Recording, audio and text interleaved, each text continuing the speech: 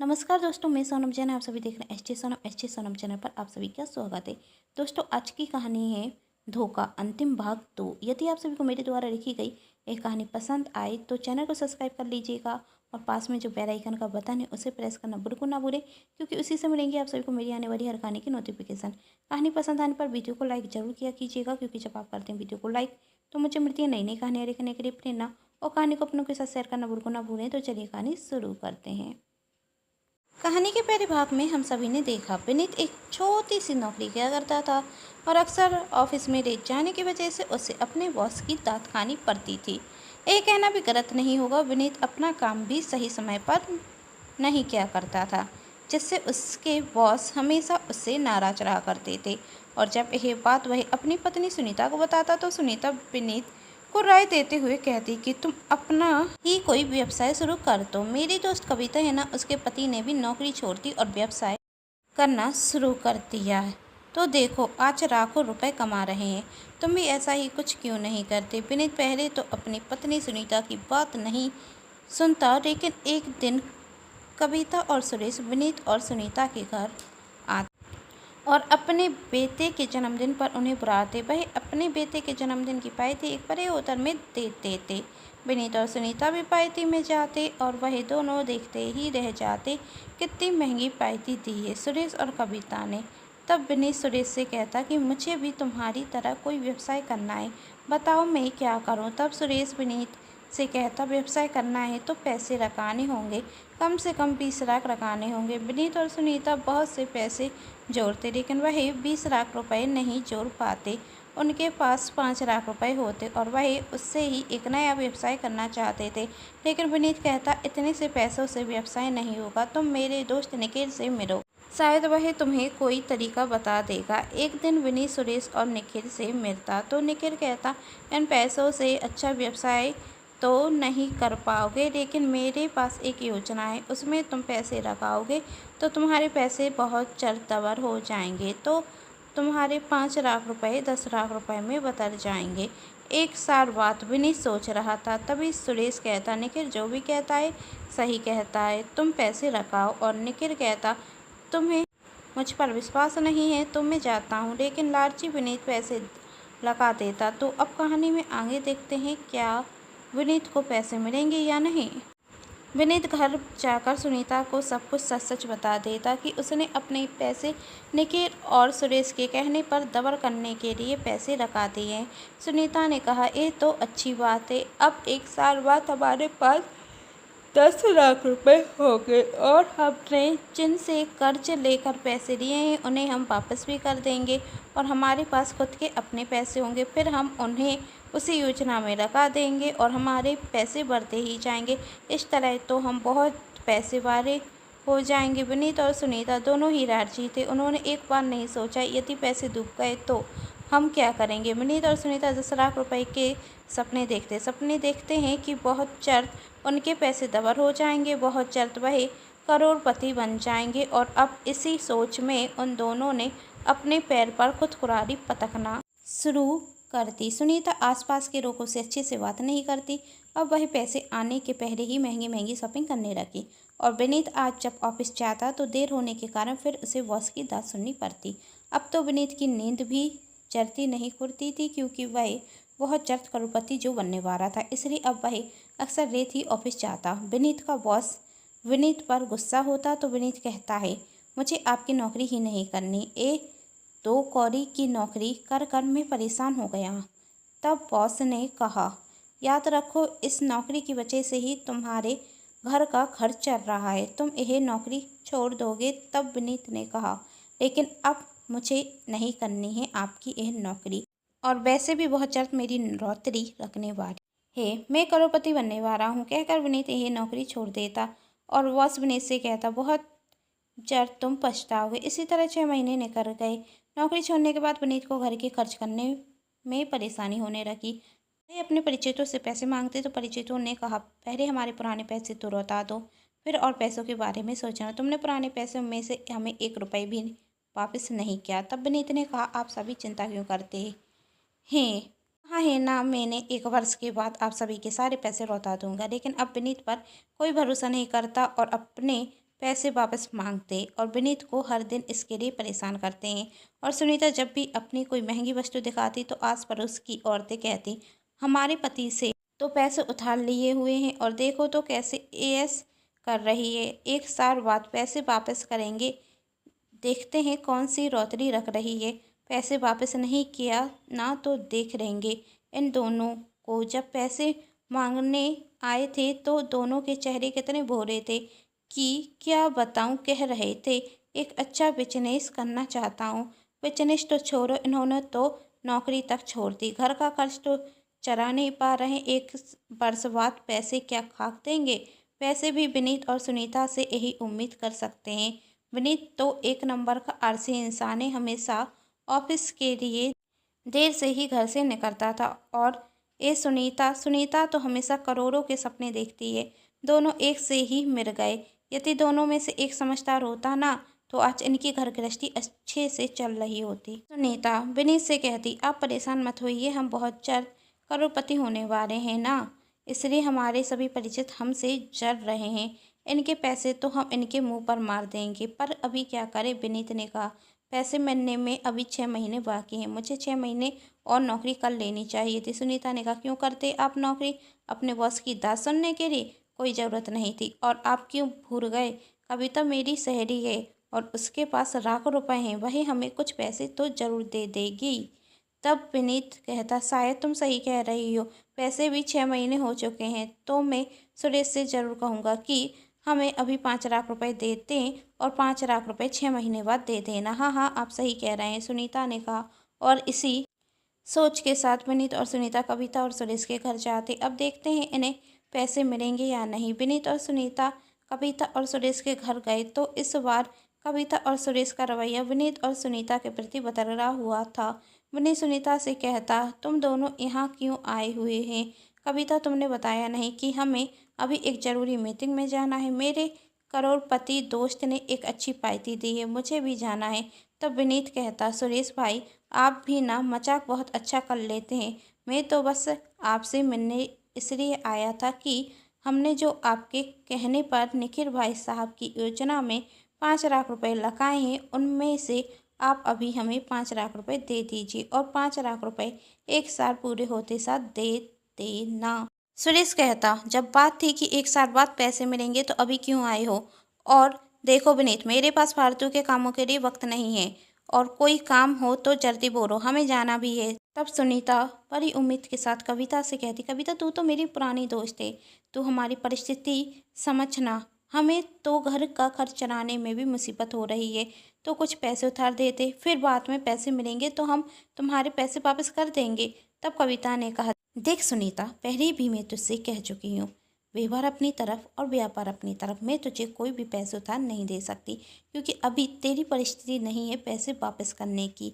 हाँ लेकिन एक काम हो सकता है। सुनीता ने उत्सुकता से पूछा, क्या काम? कविता कहती, तू जो ये सोने के कान के झुमके पहने हुए ना, वही मुझे दे दे, उनसे मैं तुझे कुछ पैसे तो दे सकती हूँ जिससे तेरे घर के खर्च तो चल ही जाएंगे। और हाँ, पैसे सोच समझ कर खर्च किया कर। और किसने कहा था विनीत जी से नौकरी छोड़ने के लिए? तब विनीत गुस्से में सुरेश से कहता, सुरेश ये सब क्या है, हम पैसे वापस क्यों नहीं कर सकते? तुम जानते हो कि हमें 6 महीने बाद पूरे 10 लाख रुपए मिलने हैं। मैंने तुम्हारे कहने पर 5 लाख रुपए लगा दिए हैं और तुम हमें अभी कुछ पैसे भी नहीं दे सकते जिससे हमारा घर अच्छे से चल सके। तब सुरेश ने कहा, तुम बेवकूफ़ हो, मैं नहीं कि किसी के भी कहने पर पैसे दे दूँ। तुमने मेरे कहने पर पैसे क्यों लगाए? मैंने कोई गारंटी नहीं ली थी तुम्हारे पैसे एक बार में डबल होंगे। तब विनीत ने कहा, तुम कहना क्या चाहते हो, मेरे पैसे डूब गए? मेरे पैसे डबल क्यों नहीं होंगे? क्योंकि तुमने जिस योजना में पैसे रखाए थे वही योजना डूब चुकी है और उसमें जिसने पैसे रखाए हैं उनके पैसे डूब चुके हैं। तब तो विनीत का गुस्सा और बढ़ जाता और वही सुरेश की कॉलर पकड़ कर कहता, देखो सुरेश, मैंने तुम पर भरोसा किया था। तब सुरेश ने अपनी कॉलर छुड़ाते हुए कहा, विनीत, मुझसे बदतमीजी करने की कोई ज़रूरत नहीं और वैसे भी तुमने पैसे मुझे नहीं निखिल को दिए थे, उससे ही बात करो। तब विनीत कहता, तुम मुझे निखिल का एड्रेस दो। तब सुरेश ने कहा का एड्रेस दूँ? उसका ठिकाना कहीं का नहीं है, तब विनीत ने कहा, तुमने मुझे धोखा दिया है। सुरेश ने कहा, दिया है धोखा, जो कर सको कर लो। विनीत ने कहा, मैं तुम्हें छोड़ूंगा नहीं। सुरेश ने कहा, तुम मेरा कर भी क्या सकते हो? मैंने तुमसे कोई पेपर पर साइन कराए थे। क्या तुम्हारे पास क्या सबूत है कि तुमने पैसे रखाए हैं? अरे तुम दोनों तो हो ही लालची, और तुम दोनों जैसे लोगों की वजह से आज मैं करोड़पति बन गया हूँ। जो लोग आलसी और लालची होते हैं ना, उन्हें मूर्ख बनाना बहुत आसान होता है। खुद तो कुछ करना नहीं चाहते और सोचते हैं बैठे बैठे उनके पास पैसे आते रहें। तुम जैसों की वजह से तो आज मेरा करोड़ों का कारोबार चल रहा है। तुम्हारा काम क्या है? दूसरों को ठगना। विनीत ने गुस्से में कहा। तब सुरेश कहता, हाँ यही है मेरा काम। जाओ, जो कर सको तो कर लो, निकल जाओ मेरे घर से। विनीत और सुनीता के पास कोई और रास्ता भी नहीं था, वह उसके घर से आ चुके थे। विनीत कहता है, इसमें मेरी गलती है, मुझे बिना सोचे समझे पैसे नहीं रखाने चाहिए थे। तब सुनीता ने कहा, नहीं गलती तो मेरी है, मुझे कविता जैसे दोस्त पर भरोसा ही नहीं करना चाहिए था। लेकिन अब इन सब बातों का क्या फ़ायदा है? अब तो यह सोचना होगा कि घर के खर्च कैसे चलेंगे। तुम्हारी नौकरी बीत जा चुकी है और जो पैसे थे वही मैंने भी जून में खर्च कर दिए हैं। विनीत ने कहा, तुम चिंता मत करो, मैं कल से फिर नौकरी ज्वाइन कर लूँगा। दूसरे दिन विनीत अपने ऑफिस जाता तो उसके बॉस गुस्से में कहते, बहुत अकड़ के साथ नौकरी छोड़कर गए थे ना, तुम्हें तो अब इस कंपनी में मैं पैर भी ना रखने दूं। जाओ विनीत यहाँ से, वैसे भी तुम जैसे आलसी लोगों की कोई ज़रूरत नहीं है मेरी कंपनी में। विनीत घर आकर सुनीता से कहता कि बॉस ने नौकरी देने से मना कर दिया है। सुनीता ने कहा, शायद हमारी करने की सजा है, लेकिन अब हम क्या करें? घर का खर्च इतनी मुश्किल से चल रहा है और 6 महीने बाद हमें सभी के पैसे भी वापस करने हैं। पैसे वापस करने के बारे में बाद में सोचेंगे, अभी हमें अपना ही कुछ काम करना होगा। विनीत कहता, अच्छा हुआ कम से कम तुम्हारे झुमके तो बच गए, वरना वही लालची लोग तो तुम्हारे झुमके भी ले लेते। तब सुनीता अपने झुमकों की तरफ देखती और कहती, अब ये झुमके ही हमारी मदद करेंगे। विनीत ने कहा, मैं समझा नहीं। तब सुनीता कहती, मैं इन झुमकों को बेच दूंगी और पापड़ बनाने का व्यवसाय शुरू कर दूंगी। तब विनीत कहता, इसमें भी हमें घाटा हो गया तो? तब सुनीता ने कहा, अभी तक हमें घाटा इसलिए हुआ क्योंकि हम बिना मेहनत के पैसे कमाना चाहते थे, लेकिन अब हम मेहनत करेंगे तो घाटा नहीं होगा। मैं पापड़ बनाऊंगी और आप पापड़ बेचना, देखना इससे भी हमारा घर का गुजारा अच्छे से चल जाएगा। विनीत ने कहा, हमारे पास कोई और रास्ता ही नहीं। कहते हुए विनीत झुमके बेचने निकल जाता और कुछ पैसे मिलते उससे पापड़ बनाने का सामान खरीद लेता। सुनीता घर पर पापड़ बनाना शुरू कर देती और निखिल घर घर जाकर पापड़ बेचता। इसी तरह 2 महीने निकल गए। पापड़ बेचकर इतना तो वह कमा लेते जिससे उनका घर का खर्च अच्छे से चल रहा था, लेकिन परेशानी यह थी कि अब 1 साल पूरे होने में 4 महीने ही बाकी हैं। जब लोग पैसे मांगेंगे तो क्या देंगे? धीरे धीरे दिन निकलते जाते और हर दिन सुनीता पापड़ बनाती और विनीत बेचने जाने लगा। एक दिन विनीत पापड़ बेच रहा था तो कार में बैठा हुआ एक व्यक्ति विनीत को बुलाता और कहता, 2 पैकेट पापड़ के दे दो। और जब वह पैसे देते वक्त विनीत को देखता तो हैरान रह जाता। विनीत भी आश्चर्य से कहता, सर आप? तब वह व्यक्ति विनीत से पूछता, तुम्हारी यह हालत कैसे हुई?